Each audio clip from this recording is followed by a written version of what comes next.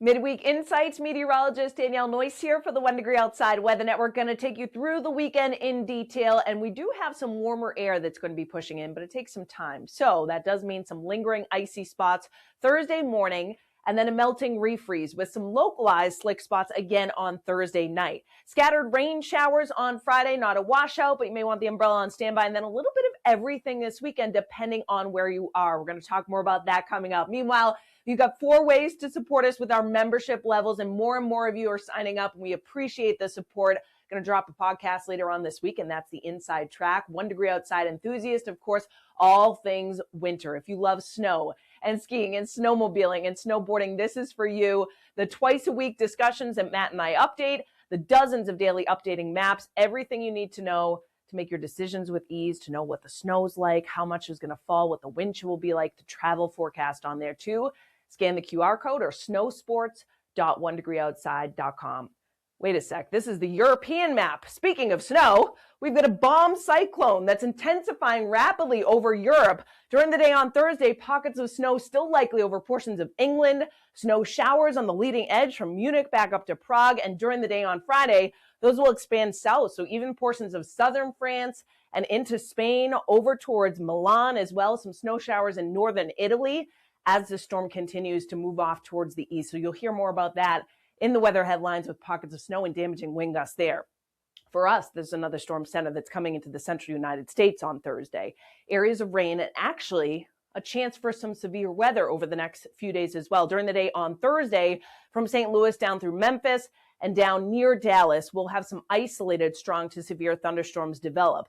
During the day on Friday, as that storm spreads east, there will be record-breaking warmth in portions of the Ohio Valley, Tennessee River Valley, southeastern United States, and that warmth and humidity is going to breed another round of thunderstorms during the day on Friday with a little bit of a higher risk from Baton Rouge back up through Jackson, Mississippi, up to Memphis and Jackson and over towards Nashville as well. So isolated to scattered thunderstorms, some tornadoes possible during the day on Friday as well in those areas. On the back side of it, we get areas of snow that expand from the Rockies Thursday to Friday and Saturday on the northwest side of this system with some blizzard-like conditions in the northern plains and the upper Midwest especially.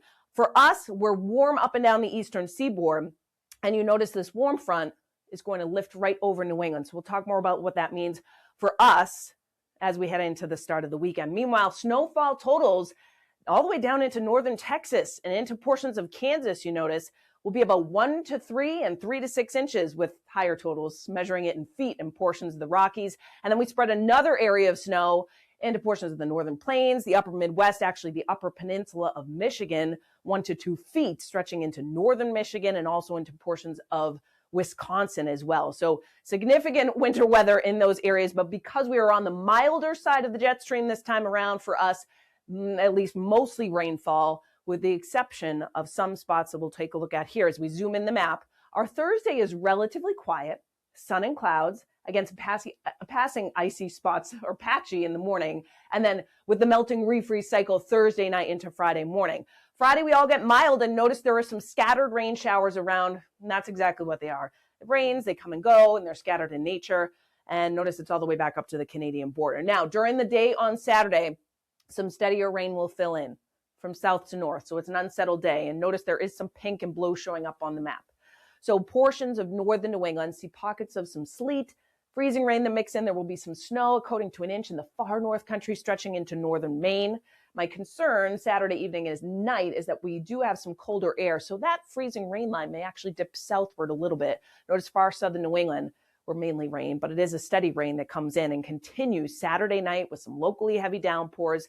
Sunday morning, waking up to a slick spots in central northern New England with some pockets of wintry mix continuing.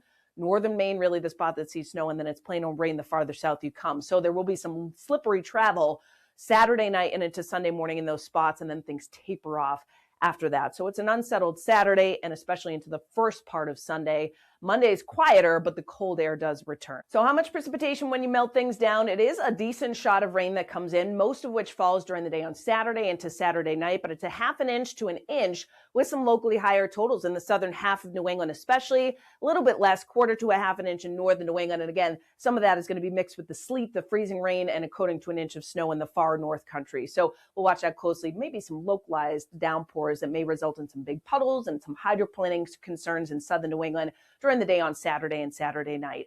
High temperatures for our Thursday, above freezing across the board with maybe the exception of Caribou in far northern Maine. Most spots around 40 in central New England and 40 and 45 in southern New England.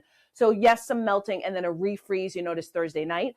Actually widespread teens and 20s, some lower 30s along the south coast. The wind shifts out of the south. Friday may gust up to 35 miles per hour in Cape Cod late in the day. Notice most of us above freezing with scattered rain showers running 42 to 48. Some spots in far southern New England may touch 50. Friday night may actually be record warm overnight lows in portions of southwestern New England. It's going to be mild for this time of the year.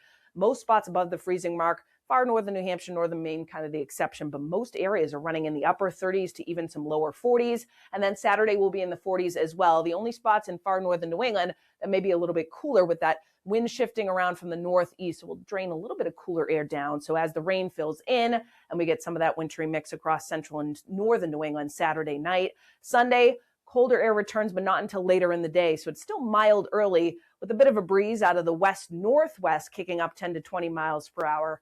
Gusting a little bit higher on Cape Cod and 30s in far northern New England. You can track it all, of course, with our free weather app, thousands of 5-star reviews, get the interactive radar, watch the individual videos, and our stream right below it as well. If you want to watch on TV, you can. We are up 24/7, anytime, anywhere. New England's first and only weather channel and weather network. Search 1 Degree Outside Network on your YouTube app on your smart TV, and we are always at onedegreeoutside.live.